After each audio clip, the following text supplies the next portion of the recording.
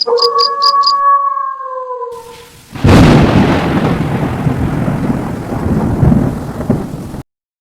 के ठीक 12:30 बज रहे थे। सड़क सुनसान थी, सद हुआ हड्डियों में उतर रही थी। और फिर एक बूढ़ी औरत ने हाथ जोड़कर मेरा रिक्शा रोक लिया। काश मैं इस रात रिक्शा ना रोकता। अस्सलाम अलैकुम दोस्तों, मैं हूं ज़ुरैन और आप सुन रहे हैं ज़ुरैन हॉरर स्टोरीज, जहां हम आपको सुनाते हैं सच्ची, खौफनाक और दिल दहला देने वाली कहानियां। तो लाइट्स बंद कर दें, हेडफोन लगा लें। ये वाकया आज से तकरीबन 20 साल पहले का है और ये कहानी है एक रिक्शा ड्राइवर मंसूर भाई की। मंजूर भाई कहते हैं, मेरा ताल्लुक हासिलपुर से है और मैं तकरीबन 15 साल पहले कराची आया था। शुरू में मैं सब्जी बेचा करता था, लेकिन आमदनी कम थी, घर का खर्चा मुश्किल से चलता था। फिर मैंने उधार लेकर एक पुराना रिक्शा खरीद लिया और आहिस्ता आहिस्ता मेरी जिंदगी कुछ बेहतर होने लगी। मैं ज्यादातर वाटर पंप, लियाकत आबाद, आयशा मंजिल और सदर की सवारियां लिया करता था, क्योंकि यही इलाके मेरे लिए महफूज थे। ज्यादा दूर जाने से डरता था। और वैसे भी इस वक्त कराची के हालात अच्छे नहीं थे। ये सर्दियों की एक रात थी। कराची में सियासी हालात खराब थे।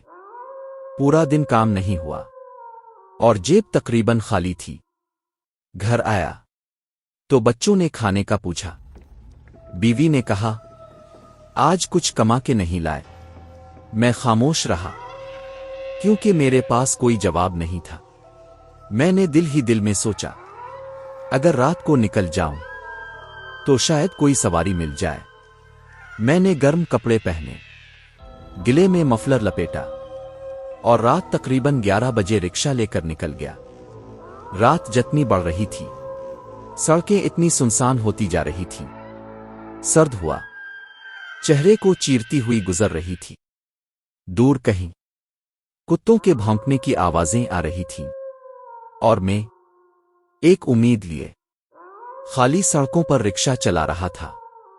तकरीबन 12:30 बजे मैं एक सवारी छोड़कर वाटर पंप से वापस आ रहा था और अब घर जाने का इरादा था कि अचानक एक बूढ़ी औरत दौड़ती हुई आई और मेरे रिक्शे के सामने आकर हाथ जोड़कर खड़ी हो गई।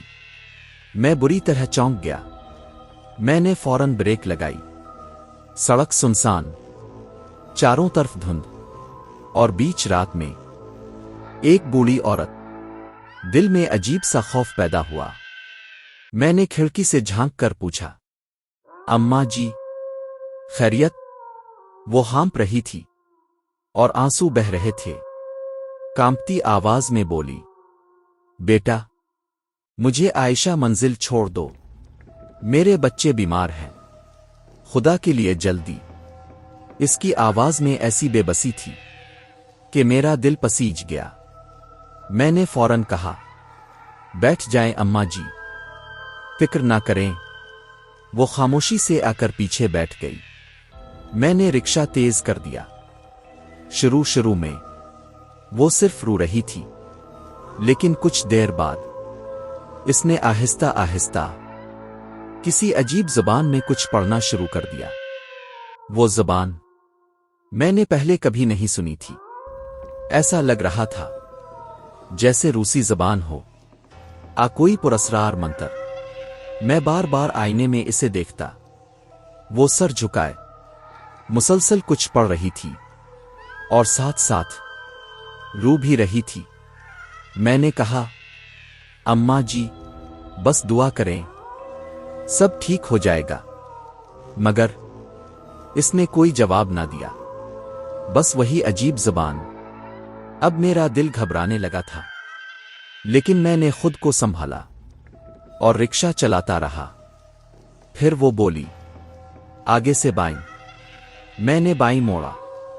फिर बोली, अब सीधा। फिर अब दाईं। वो मुझे गलियों से गलियों में ले जा रही थी। हर गिल्ली पिछली गिल्ली से ज्यादा सुनसान। زیادہ اندھیری، زیادہ خوفناک۔ آخرکار ہم ایک ایسی گلی میں پہنچے جہاں ایک طرف زیر تعمیر عمارت تھی اور دوسری طرف ایک پرانا کھنڈر نما گھر جس پر چٹائیاں لٹک رہی تھیں۔ وہ جگہ اتنی ویران تھی کہ میری سانسیں رکنے لگیں۔ میں نے کہا، اماں جی، اب کہاں روکوں؟ کوئی جواب نہیں۔ میں نے پھر پوچھا، اماں جی؟ اچانک میرے کندھے پر ایک برف جیسا ٹھنڈا ہاتھ پڑا۔ میرا جسم کانپ گیا۔ میں نے آہستہ سے پلٹ کر دیکھا اور میری چیخ نکلتے نکلتے رہ گئی۔ اس عورت کا ہاتھ غیر معمولی حد تک لمبا ہو چکا تھا اور وہ سامنے کھنڈر کی طرف اشارہ کر رہی تھی۔ وہاں روک دو۔ میں نے کانپتے ہاتھوں سے رکشہ روکا اور جیسے ہی پلٹ کر اس کا چہرہ دیکھا، میری روح جسم سے نکلنے لگی۔ اس کا چہرہ سفید، بے جان، آنکھوں کے تارے اوپر چڑھے ہوئے، ہونٹ نیلے، اور چہرے پر ایک عجیب سی ماردے مسکراہٹ۔ وہ اب بھی رو رہی تھی، لیکن اس کے آنسو خون جیسے لگ رہے تھے۔ میں نے ڈرتے ہوئے کہا، اماں جی، آپ اتر جائیں۔ وہ آہستہ سے اٹھی اور رکشے سے نیچے اتری، لیکن جیسے ہی میں نے نیچے دیکھا، میرا دل رک گیا۔ اس کے ہاتھ میں ایک انسانی ہڈی تھی اور وہ زمین پر چل نہیں رہی تھی، بلکہ ہوا میں تیرتی ہوئی آہستہ آہستہ اس کھنڈر کی طرف جا رہی تھی اور پھر اندھیرے میں غائب ہو گئی۔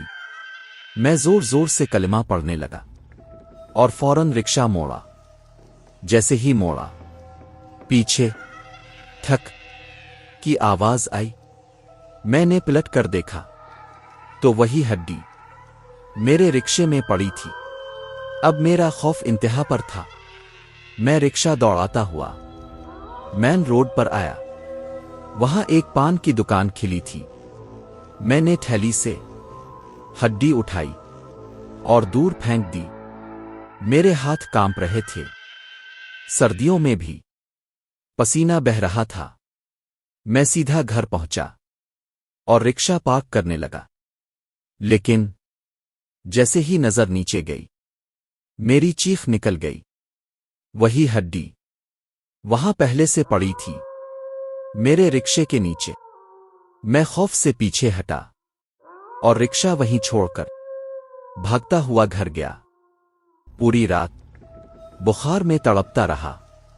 صبح ہمت کر کے باہر آیا تو وہاں کچھ بھی نہیں تھا، نہ ہڈی، نہ کوئی نشان۔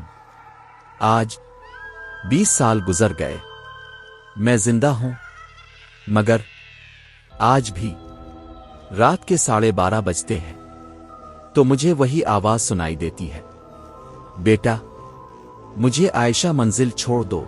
اگر آپ بھی کسی ایسی خوفناک مخلوق پراسرار واقعے کا سامنا کر چکے ہیں تو اپنی کہانی ہمیں ضرور بھیجیں۔ ہو سکتا ہے اگلی ویڈیو میں ہم آپ کی کہانی سنائیں۔ اگر آپ کو یہ ویڈیو پسند آئے تو ویڈیو کو لائک کریں اور چینل کو سبسکرائب کرنا مت بھولیں، کیونکہ اگلی کہانی شاید آپ کی بھی ہو سکتی ہے۔ اللہ حافظ۔